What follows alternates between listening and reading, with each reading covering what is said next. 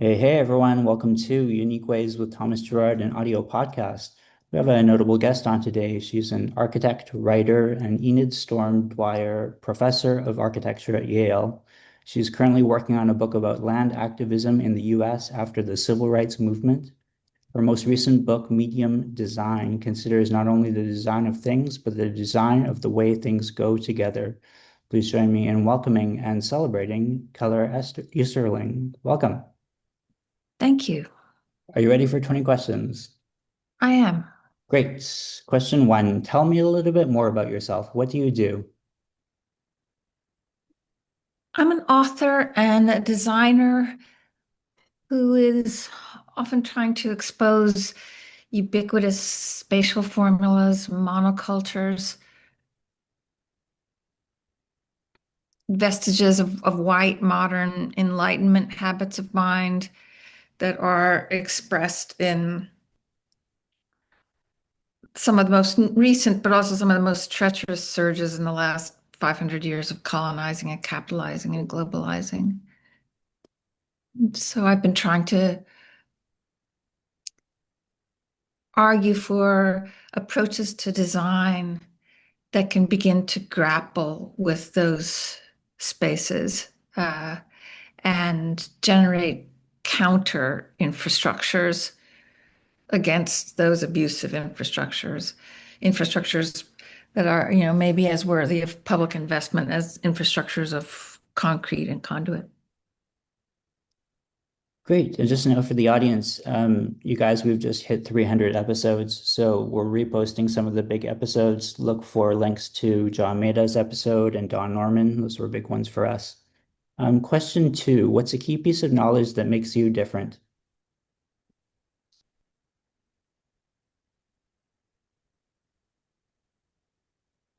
If it's a piece of knowledge, I suppose it's more of a perception. I think understanding what I'm often talking about when talking about disposition or mm, perhaps an approach that sees not just things, but the actions that are shaping things. It's a habit of mind that's working against kind of white Enlightenment habits of mind that only see objects. It's a shift from noun to verb. It's an understanding of things in another sort of dispositional register. I think that's the main difference. I think that's uh, the the chief thing that I've been trying to bring both to all the different kinds of writing that I do. I write fiction too, so um, to all the different kinds of writing and to an approach to design. Great. So three, why this of all things? Why do you do what you do?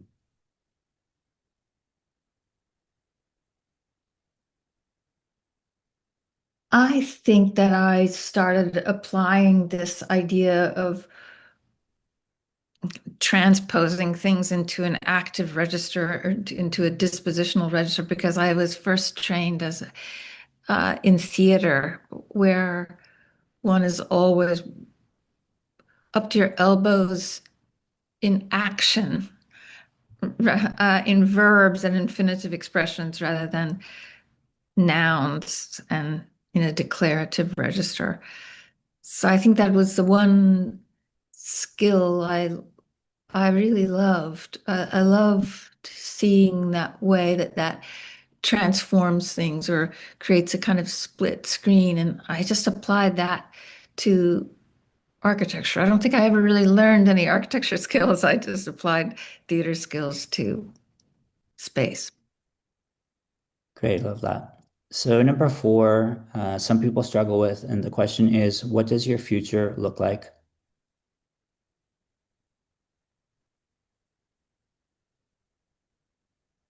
Well, I'm guessing that it will look a little bit uh, like it, like it, like the way I have been going so far. I always feel like I've just started, like I'm a complete novice Like I don't have no idea how to do what I'm trying to do. Um, so I don't I'm guessing that that kind of lack of confidence or unknowing sense of unknowing, never feeling like have experience or have a veteran type about about anything. Um, I'm guessing that I will continue to feel that way. I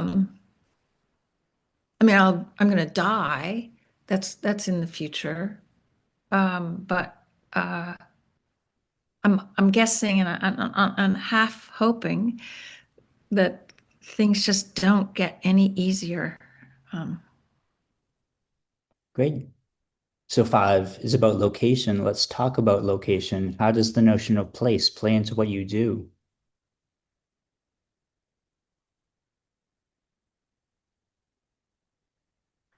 I think uh,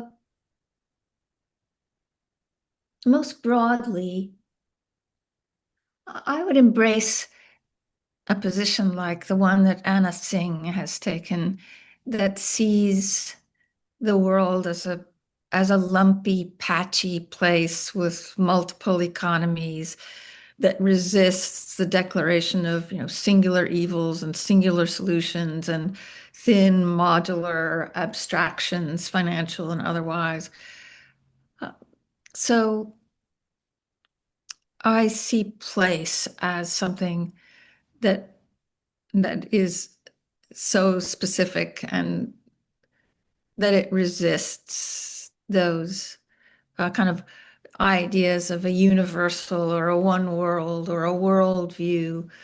Um, so the particularities of place um, are are a kind of ontology, a way of seeing the world, or not seeing a world, but seeing many worlds.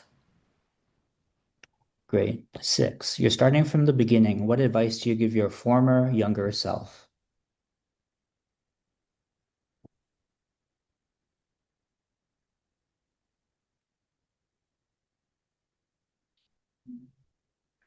Fall in love with someone nice. No one ever told me that you were supposed to look for someone nice. Um, uh, I think that I would encourage my former self to work against every fiber in their being, to be less shy, to be less self-reliant, to make more uh, more partnerships. Great. And what's a day in your life like? I just work all the time. I get up very early and I work. I work, I exercise, um, and on days when I'm with other people, I get to drink and eat dinner. Um, it's a little repetitive as the life of a writer, and punctuated with travel that is very different from those days. So there's a kind of archipelago of days that are very distant from my little desk, and then a lot of days that are solidly, like routinely, at my little desk. Perfect. Number eight, lifelong learning is a popular topic. How do you stay up to date? I have the privilege of being a professor, so I exchange my thoughts about their work for their brilliance and for their freshness and um, for a chance to glimpse their projects. And so I'm guessing that that's a kind of mechanism that keeps me floating a little bit towards uh, towards things that are cresting.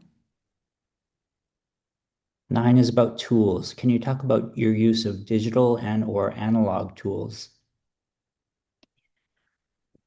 I use a computer, but I use um, a phone, a smartphone.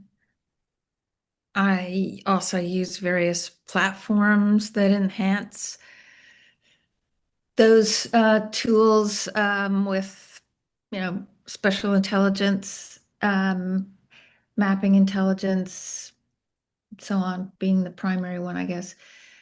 I also use analog tools like a sewing machine, scissors. I draw. Um, so I'm like right now making a I have to be making something physical most of the time. I also cook, so the reward for all of the sort of sitting at my desk is an opportunity to make something that's physical or dig in the dirt. I'm making now a table that I'm obsessed with.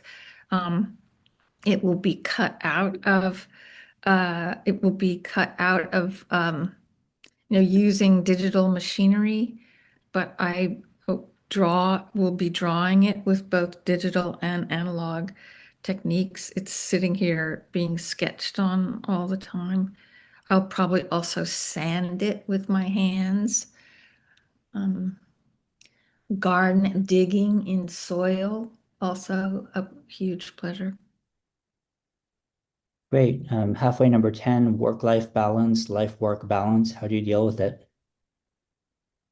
I don't have a life-work balance. Hmm. Great. 11, if you weren't doing what you do now, what might you be doing?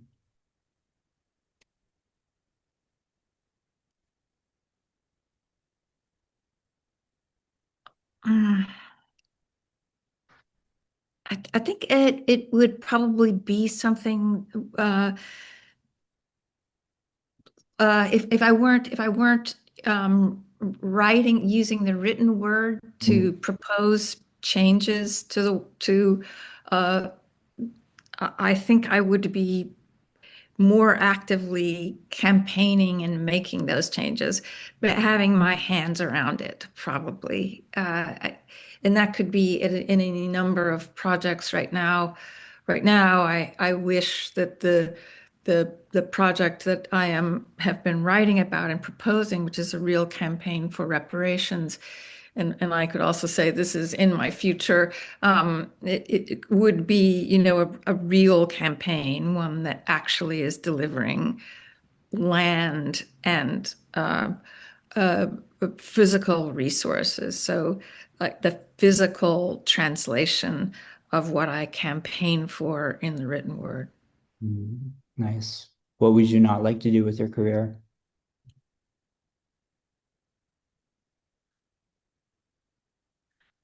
I do not want to do administration of any sort. Um, Do you have a favorite word, quote, or sentence? um, I've often talked about,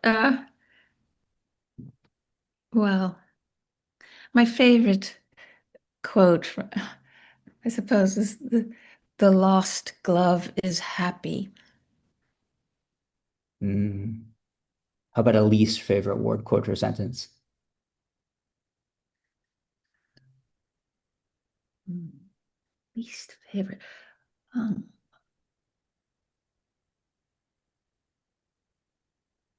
um, wow,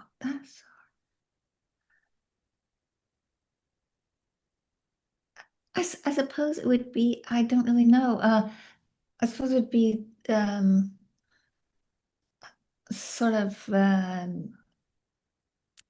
certain kinds of popular locutions, um, anything that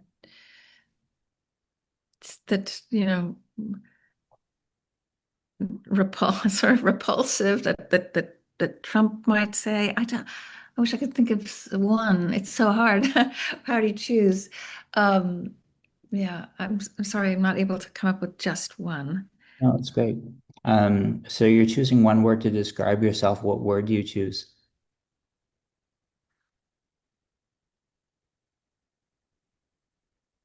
Shy. Hmm. 16, what keeps you up at night?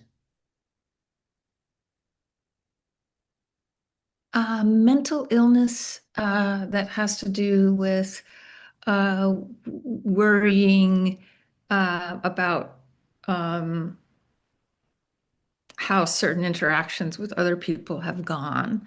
Hmm. Um, I'm not as bad at it as I used to be, but I would say that that's probably the main one. Having some fear that of having harmed someone. Okay, final stretch here. Number 17, what's a dream you're chasing? The dream I'm chasing is the one I mentioned before, the possibility that something that I'm writing now about reparations land could actually take hold, could actually become contagious. And the other one is to do with a certain kind of fiction that I've long been writing that I wish would could find an audience and give pleasure to that audience. Love it. And what inspires you?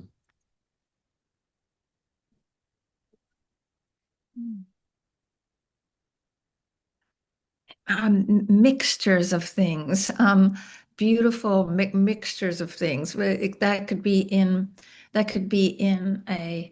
um, in a recipe. It could be in a textile. um, could be in a group of people. It's the interdependence that's generated by different things in a mixture. I think that's what I find inspiring. Great. And last couple here. Number 19, any advice you'd like to share?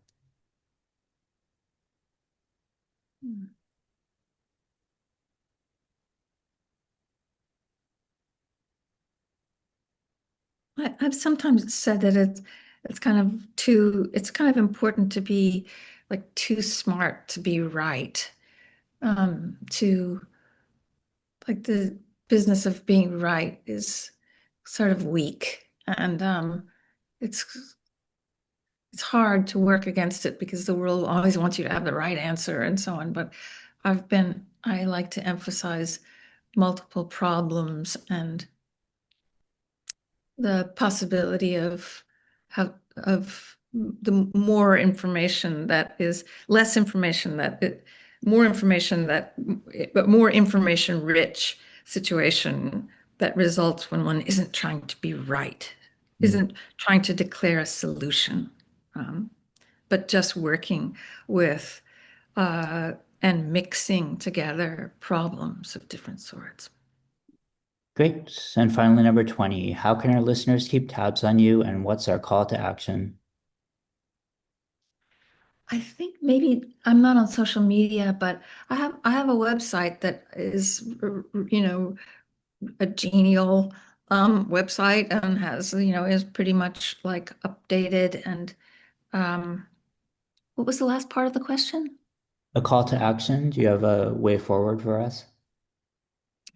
Um, well, I guess the one that I'm thinking about most now has to do with this upcoming book that's coming out in 2027. It's called Your Land, and it will be about these reparation lands and about a history of the um, land activists who went down to the South for the civil rights movement but stayed to work on Black land loss.